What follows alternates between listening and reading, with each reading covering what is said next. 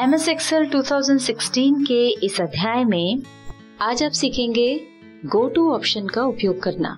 यदि आपने किसी वर्कबुक की एक वर्कशीट पर या अलग अलग वर्कशीट्स पर बहुत सारे डेटा बनाए हुए हैं और आप किसी पर्टिकुलर डेटा पर शीघ्रता से जाना चाहते हैं, तो वो कैसे जाएंगे, आइए इस वीडियो में देखते हैं।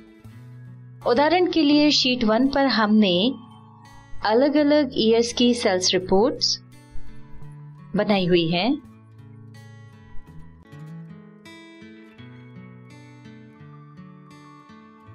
हो सकता है इसी तरह आपके पास एक शीट पर बहुत सारा अलग अलग डेटा हो, तब ये गो टू ऑप्शन आपके लिए बहुत उपयोगी हो सकता है।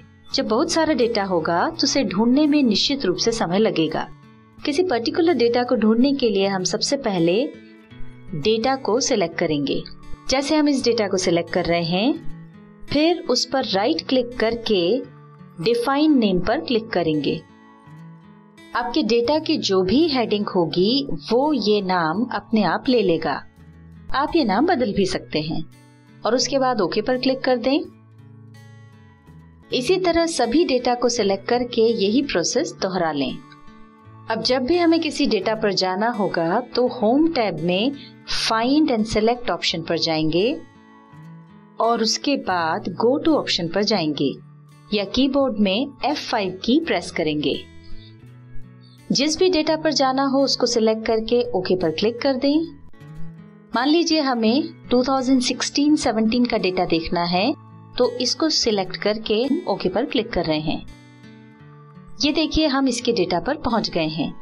इसी तरह यदि हमारा डेटा दूसरी वर्कशीट पर है तो उसके लिए भी हम गो टू फंक्शन का यूज कर सकते हैं। इसके लिए पहले हम शीट 2 पर जाएंगे। इस डेटा को सिलेक्ट करके इस पर राइट क्लिक करें,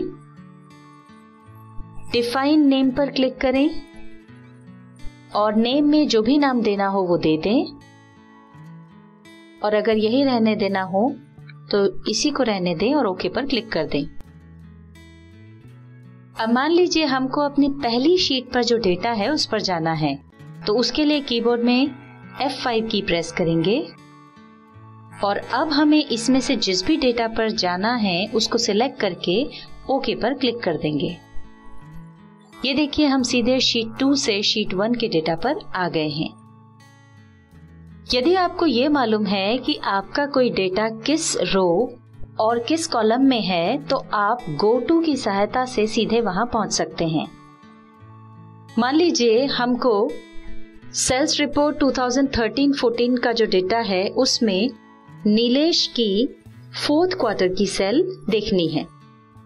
अब इसका हमको सेल पता है कि ये E9 है।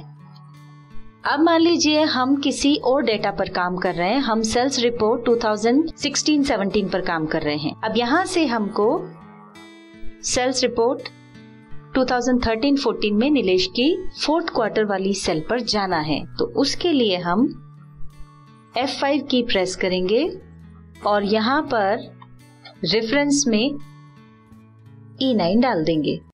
अब ओके पर क्लिक करेंगे। ये देखिए हम उस सेल पर आ गए हैं।